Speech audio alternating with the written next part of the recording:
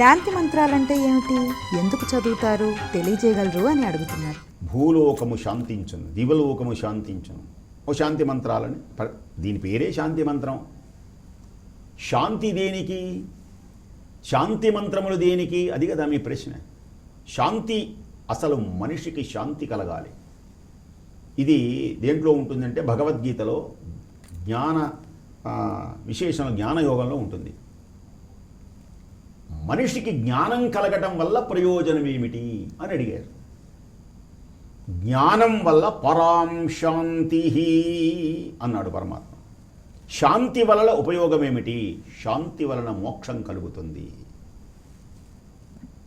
మనసుకు ఎప్పుడు కూడా శాంతి జరగాలి. భూలోకమా భువర్శాంతి, దివి శాంతి, జౌ శాంతి మంత్రంలో ఉంటుంది అవన్నీ. ఈ భూలోకం శాంతివంతమై ఉండాలి.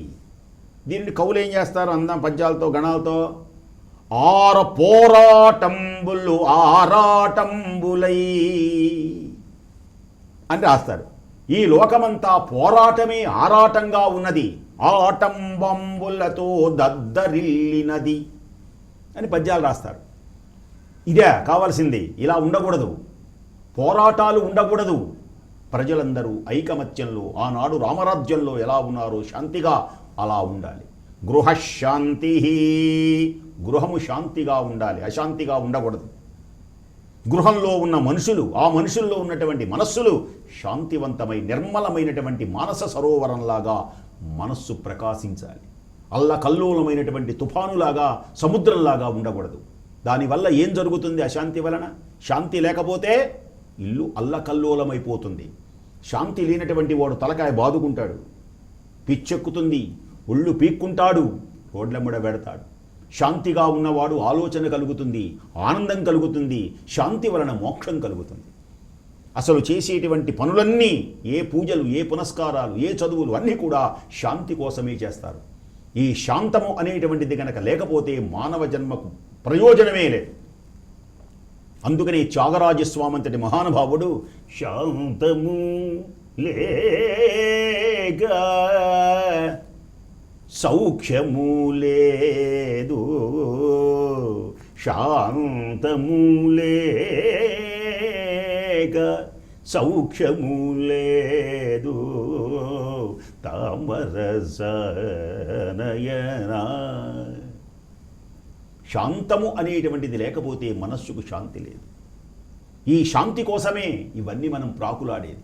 ఎన్ని సంపదలు ఉన్నా, ఎన్ని ఐశ్వర్యములున్నా, ఎంతమంది పిల్లలు ఉన్నా, ఏది ఉన్నప్పటికీ హృదయం శాంతించాలి.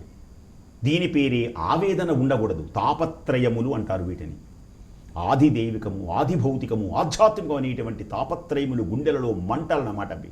వాటిని ఒక రకంగా ఎలా పోల్చారు అంటే తాపత్రయ అగ్ని అన్నారంటే గుండెలలో మంటలు. నా గుండెలో మంటగా ఉంటే ఎలా ఉంటుంది? కడుపులో మంట, మంటలో చేయి పెడితే ఎలా ఉంటుంది? అంత భయంకరంగా ఉంటుంది మనస్సు. నువ్వు ఏసీ గదిలో పడుకున్నా గది చల్లగానే ఉంటుంది, కానీ నీకు నిద్ర పట్టదు. దేనికని? శాంతము అనేటువంటిది లేదు. అందుకని ప్రహ్లాదుడు అన్నాడు, శాంతముతో ఉండాలి. నారాయణ, తండ్రి అందరూ చెప్పారు. తాపత్రయాభీల దావాగ్నులారునే,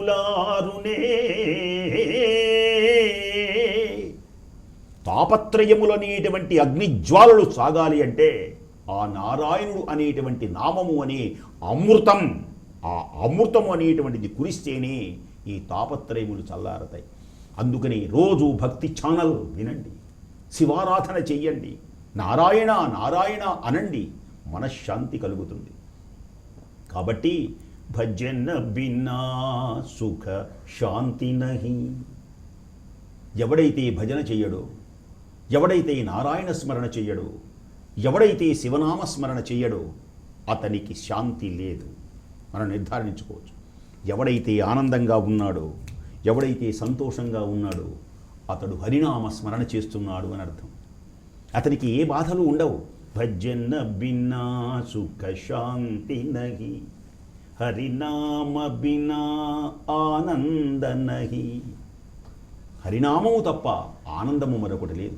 చక్కగా భజన చెయ్యండి, భగవంతుని కీర్తనలు చదవండి. హే నారాయణ నారాయణ నారాయణ నారాయణ గోవింద హరే గోవింద హరే నారాయణ నారాయణ గోపాల హరే గోపాల హరే.